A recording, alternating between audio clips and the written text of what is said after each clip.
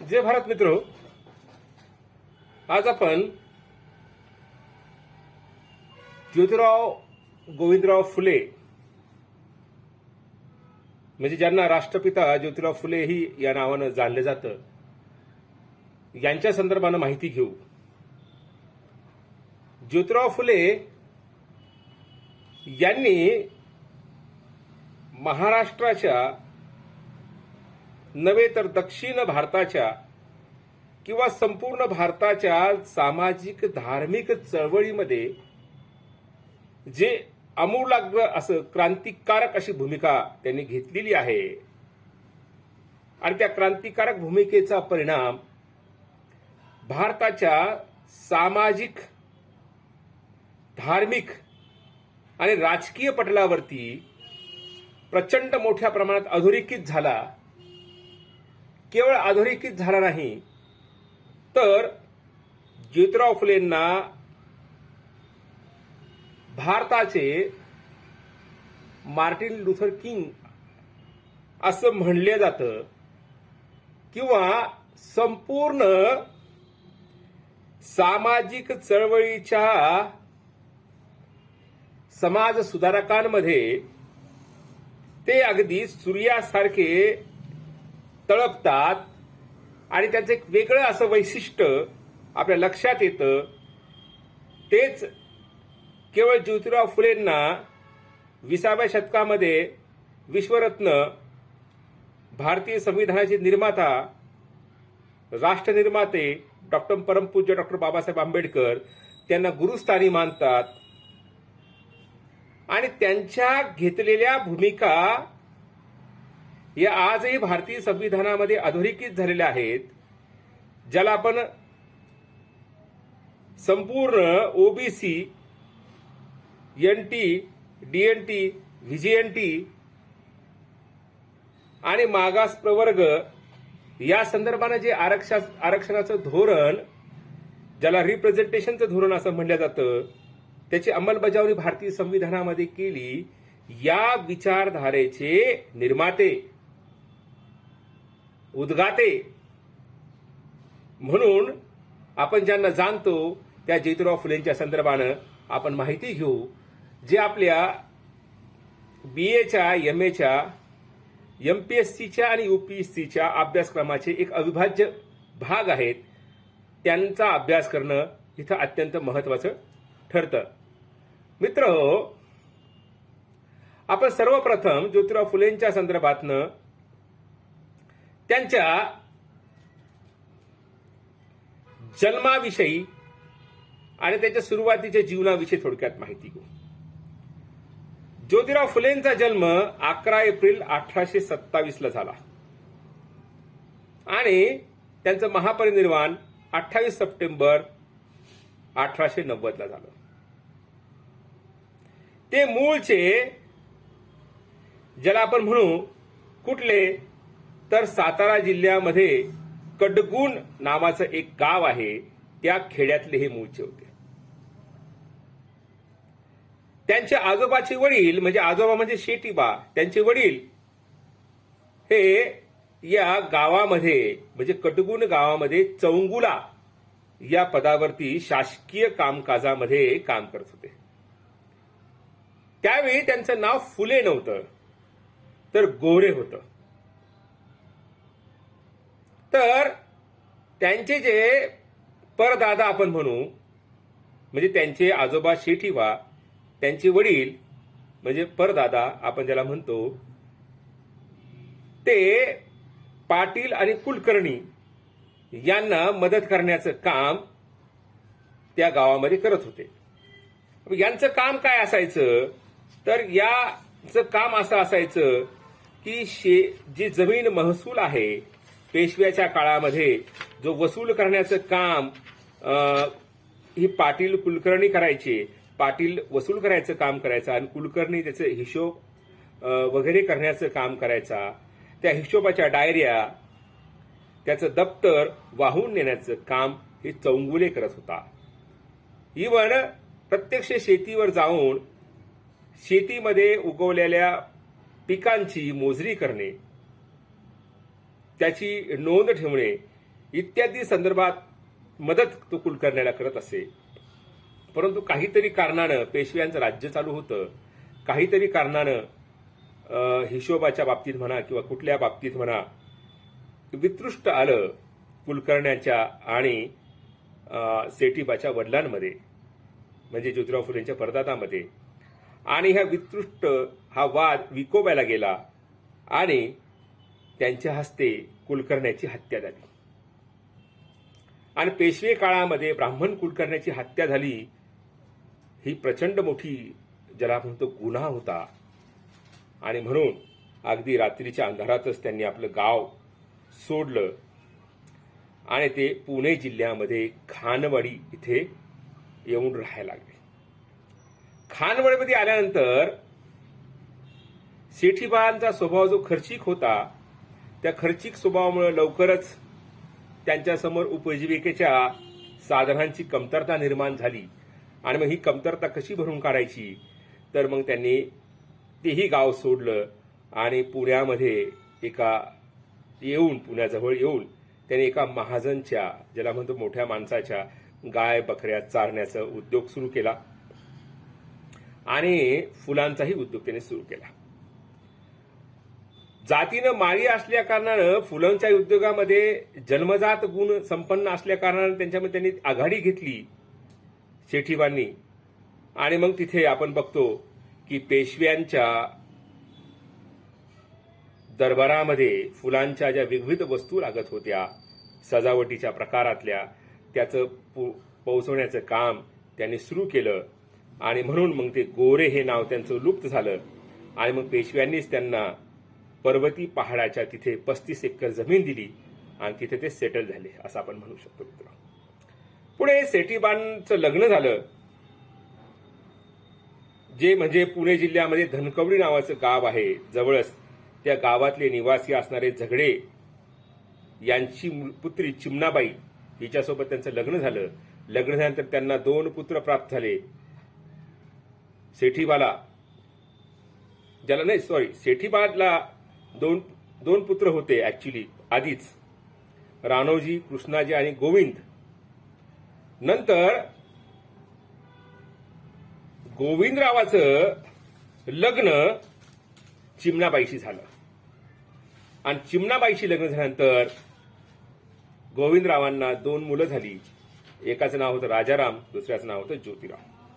11 April रोजी 1827ला ज्योतिराव फुलेंचा जन्म झाला. तोपर्यंत त्यांना फुले हे आडनाव पडलं होतं. गोविंदरावाची पत्नी होती चिमणाबाई. इथे हे तुम्ही लक्षात घ्या. आणि गोविंदराव, कृष्णाजी, राणोजी हे सेठीबाचे पुत्र होते. आणि हे अशा प्रकारची वंशावळ मी तुमच्या समोर ठेवलेली आहे.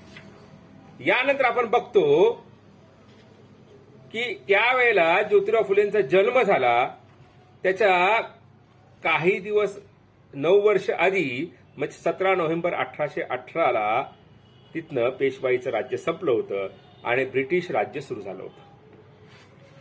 पेशव्याचं राज्य हे ज्याला आपण म्हणतो ओबीसी शूद्र जातीसाठी, शेड्यूल कास्टच्या जातीसाठी, आदिवासी जातीसाठी काही चांगलं नव्हतं, अशा प्रकारची इतिहासातली दाखले आपल्याला सांगतात.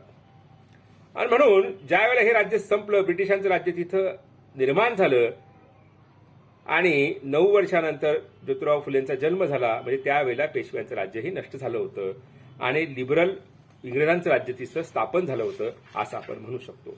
या इंग्रजांच्या राज्याच्या पार्श्वभूमीवर असं म्हणतो की 1821 मध्ये पुण्यामध्ये एक हिंदू कॉलेज निर्माण झालं, ज्याला संस्कृत पाठशाला म्हणलं जातं.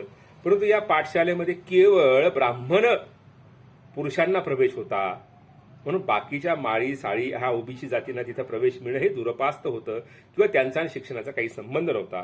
परंतु नंतर 1820च्या दरम्यान काही शाळा तिथे निर्माण झाल्या. 1833 मध्ये पुण्यामध्ये ईसाई म्हणजे ख्रिश्चन मिशनऱ्यांनी 2 ते 3 शाळा निर्माण केल्या. मुंबई सरकारमध्ये 1825ला पण एक शाळा निर्माण झाली. 1840ला पुणे एज्युकेशन सोसायटीची निर्मिती झाली आणि मग या शाळेमध्ये थोडं असा एक ज्याला आपण म्हणतो सूक्ष्म असा मार्ग उपलब्ध झाला की काही ओबीसी समाजातील लोकांना, शूद्र समाजातील लोकांना त्याच्यात प्रवेश मिळायला ज्याला काय म्हणतो संधी प्राप्त झाली. तशातच ज्योतिराव फुलेंनी वयाच्या 7व्या वर्षी या ख्रिश्चन मिशनऱ्यांच्या स्कॉटिश मिशनरी शाळेमध्ये प्रवेश केला. परंतु 4 वर्षाच्या ज्योतिराव फुलेंनी आपल्या शिक्षणामध्ये 7 वर्षाच्या ज्योतिराव फुलेंनी आपल्या शिक्षणामध्ये चांगली प्रगती केली. त्यांना वाचता यायला लागलं, थोडंसं अंकगणित यायला लागलं. या सगळ्या गोष्टी त्यांना आल्यानंतर मात्र त्यांचा जो फुलाच्या व्यवसायामध्ये कारकुनी करणारा जो लिपिक होता, ब्राह्मण लिपिक, त्याने गोविंदराव फुलेंना भडकावलं की बाबा तुम्ही जर अशा पद्धतीचं ख्रिश्चन मिशनऱ्यांच्या शाळेत जर पाठवलं तर ते तुमचं धर्मांतर करतील, तुम्हाला ख्रिस्ती करतील आणि मग ते राज्य करण्यासाठी आलेले आहेत, ते काही तुमच्या भल्यासाठी आलेले नाहीत. आणि तुम्ही जर का ख्रिश्चन झालात तर तुमचा धर्म भ्रष्ट होईल आणि मग तुमच्या 17 पिढ्या नरकात जातील. हा गोविंदराव फुले हे धार्मिक व्यक्ती होते. तसेच ओबीसी समाजातली मंडळी ही बरीचशी धार्मिकच असते आणि म्हणून धार्मिक विचाराचा असल्या कारणानं भोळे गोविंदराव फुले त्यांच्या शब्दामध्ये अडकले त्या ब्राह्मण लिपिकाच्या, कारकुनाच्या, आणि त्यांनी मुलांची शाळा सोडवली. परंतु नंतर लगेच आपण असं म्हणतो की ज्योतिराव फुलेंनी काही शाळा जरी बंद केली असली तर त्यांचं वाचनाचा आणि याचा छंद काही कमी होत नव्हता. हे त्यांच्या शेजारी राहणाऱ्या श्री गफ्फार बेग मुन्शी आणि एक ब्रिटिश अधिकारी लिजिट साहेब यांच्या लक्षात आलं आणि मग त्यांनी गोविंदराव फुलेंची मनधरणी केली की असं काही नाहीये, तुम्ही याला परत शाळेत पाठवा. आणि मग आपण म्हणतो की ज्योतिराव फुलेंना परत शाळेत पाठवलं गेलं आणि त्यांचं शिक्षण नव्यानं पुन्हा एकदा सुरू झालं. आणि या शिक्षणानंतर आपण बघतो की ते नंतर त्यांचं लग्न खंडूज नेवसे यांची मुलगी सावित्रीबाई फुले यांच्याशी झालं. आणि मग हे लग्न झाल्यानंतर आपण बघतो की ज्योतिराव फुले हे ज्याला आपण म्हणतो चांगले शिक्षित झाले. आणि त्यावेळेला परांजपे वगैरे हे त्यांचे मित्र होते, गावंडे वगैरे या हे सगळे ब्राह्मणच मित्र होते, वाळवेकर, गावंडे वगैरे. या मित्रांसोबत ते आपले राहत होते, चांगल्या पद्धतीने त्यांचं जीवन चाललं होतं, व्यवसाय चांगला होता, सुदृढ होता. पण अशातच एक घटना घडली. एका ब्राह्मण मित्राच्या लग्नामध्ये ते गेले आणि ब्राह्मणांच्या पुढे चालायला लागले. ही बाब तिथल्या सनातनी ब्राह्मणांना सहन झाली नाही आणि त्यांनी ज्योतिराव फुलेंना अपमानित करून किंबहुना धक्काबुक्की करून त्यांना तिथनं हकललं. आणि ही घरी ते आले अपमानित होऊन, रडवेला चेहरा घेऊन. त्यावेळेस गोविंदराव फुलेंनी सांगितलं की बरं झालं तू जिवंत आला, पेशवाई असती तर तुला हत्तीच्या पायाखाली दिलं असतं. आणि हे वाक्य ऐकून असं हे का आहे या प्रश्नांचं उत्तर ते शोधायला निघाले. आणि मग त्यांच्या लक्षात आलं की नाही, इथली जी जाती व्यवस्था, जी कर्मठ व्यवस्था आहे त्याच्या विरोधात आपण संघर्ष उभा केला पाहिजे. आणि मग आपण बघतो की ज्योतिराव फुलेंनी सगळ्यात आधी काय केलं असेल तर आपल्या पत्नीला शिकवलं, सावित्रीबाई फुलेंना. आणि साहजिकच त्या काळामध्ये उमाजी नाईक, राघोजी भांगरे याचं सातारा जिल्ह्यामध्ये प्रचंड मोठं बंड उभं केलं होतं ब्रिटिश सरकाराच्या विरोधात. आधी त्यांना असं वाटलं की ब्रिटिश सरकारमुळे हे प्रश्न आहेत, यांचं सरकार आपण उद्ध्वस्त केलं पाहिजे. आणि म्हणून त्यांनी स्वतः लोहुजी वस्ताद साळवेकडं दांडपट्टा, तलवार आणि लाठीकाठी चालवण्याचं प्रशिक्षण घेतलं.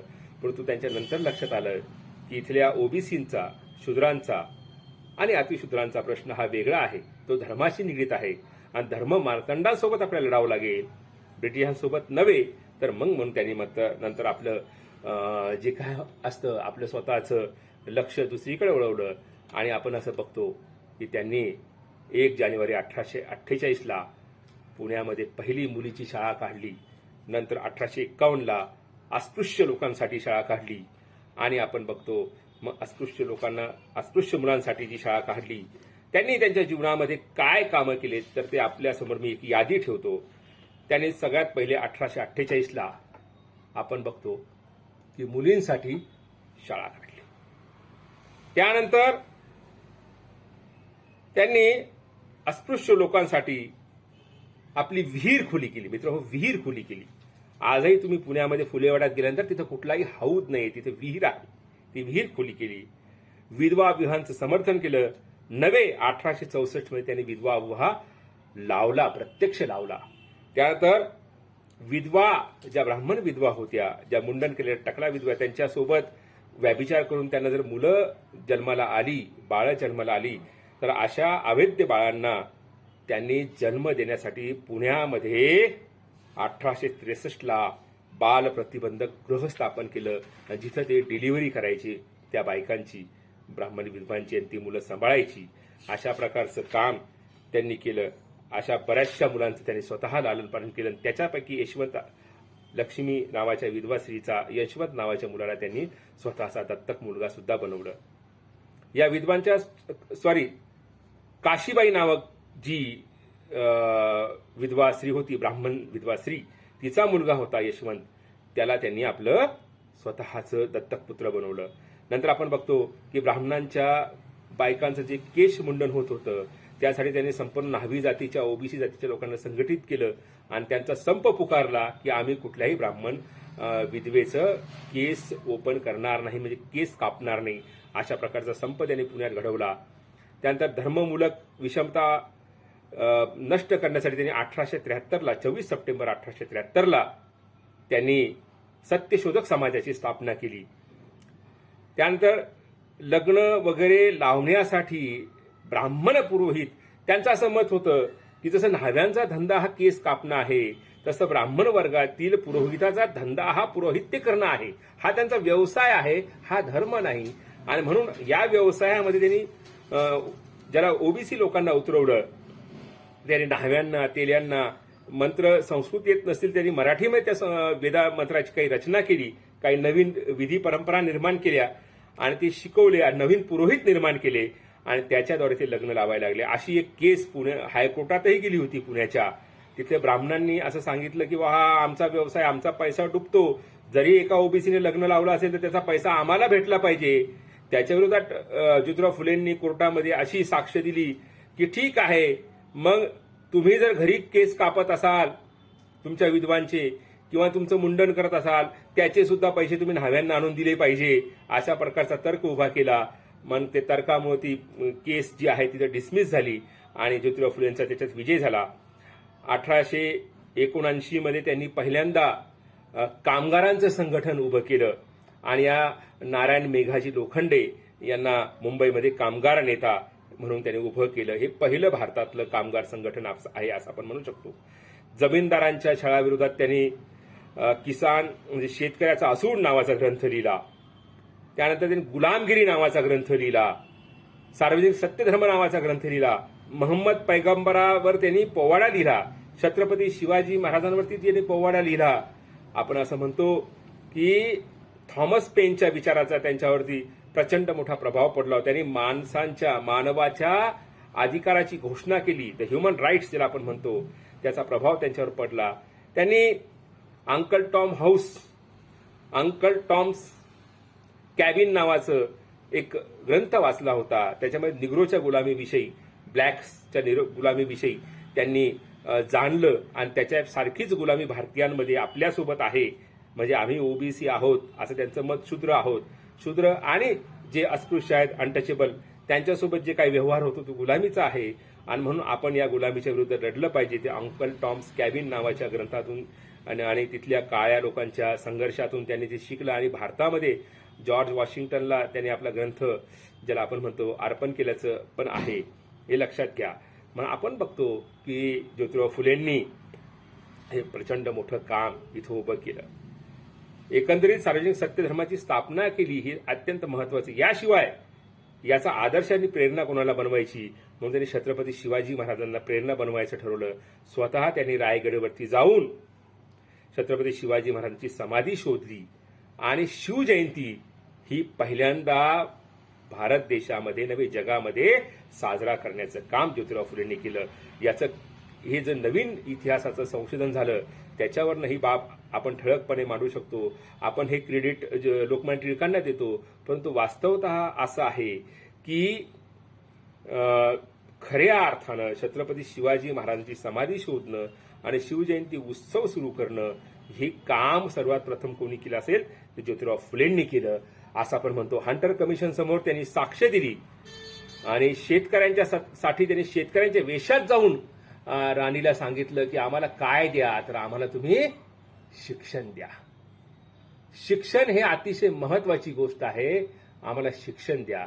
आम्हाला शिक्षणाशिवाय दुसरी कुठलीही गोष्टीची गरज नाही आणि शिक्षणानेच आमचं सगळं काही गोष्ट साध्य होतील.